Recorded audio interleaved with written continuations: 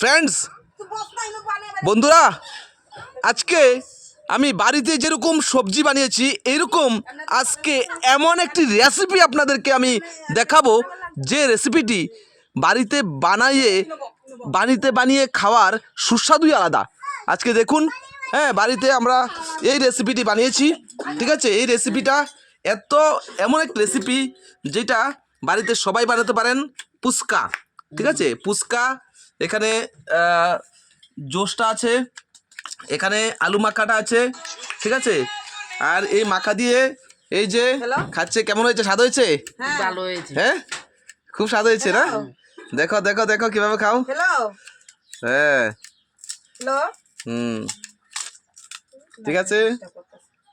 হ্যাঁ, রেসিপিটা আছে না, বানানো হয়েছে, ঠিক আছে। বলছি না দোকানে আইসো।